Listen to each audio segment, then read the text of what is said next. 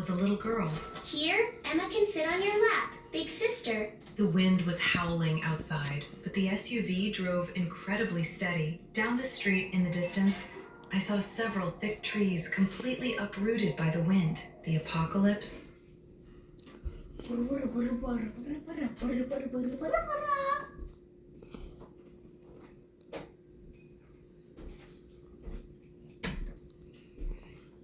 Whitetail. Well, I found out my boyfriend was Man. He said he was going hunting and that he was gonna go get him some good whitetail. And I thought he Is was officially beginning.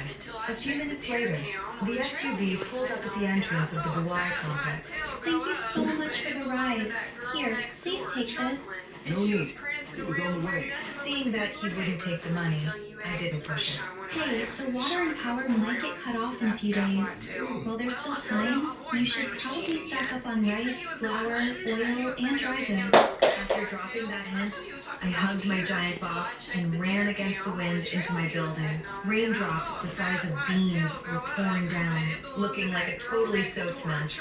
I wiped my face and stepped out of the elevator. Who would have guessed that the first thing I'd see looking up was Chad and Jessica standing right in front of my door. Where the hell have you been? We've been waiting for you forever. Do you need something? Why didn't you show up to my birthday party? It's literally right downstairs. You couldn't even bother to come? Because we aren't close. Why would I go down there? Hi, Junior. We barely know each other. Don't just go calling out names. Come on. Today is Chad's birthday. We all go to the same school. Let's hang out. Are you sick?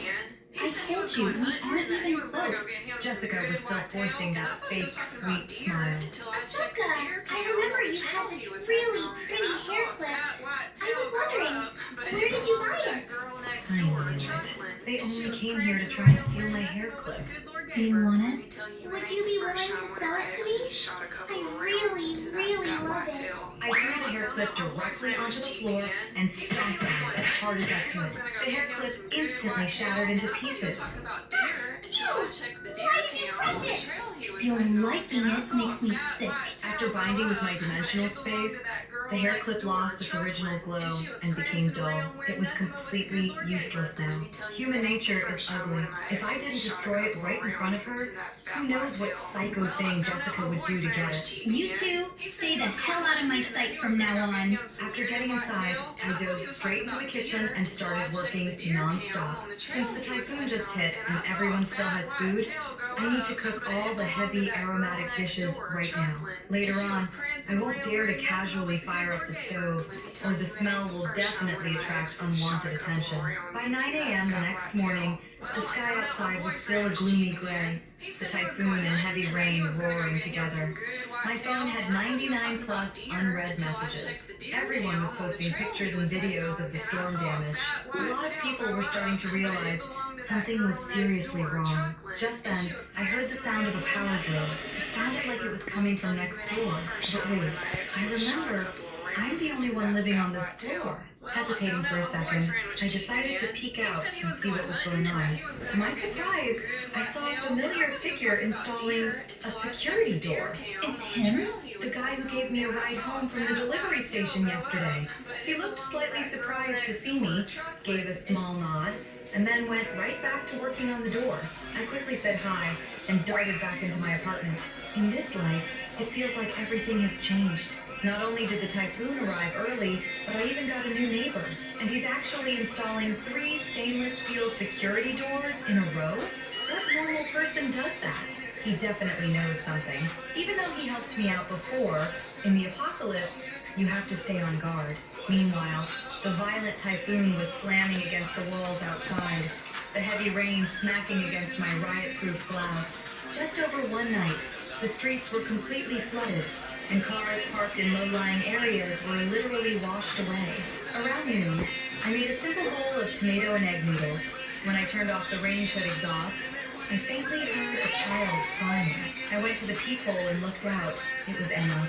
She had some poorly wiped vomit near her mouth, and her little face was flushed bright red. Where is your big brother?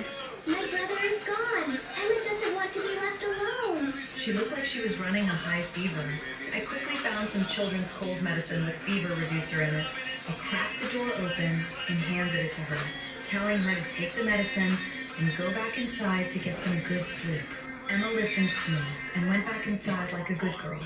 After locking the door, my phone buzzed with a few more messages. Ahsoka, do you have any food at your place? Ahsoka, Jessica and I aren't what you think we are. Ahsoka, save some food for me, please. It's only been one night, and you're already starving? The apartment I rent is right next to the university town.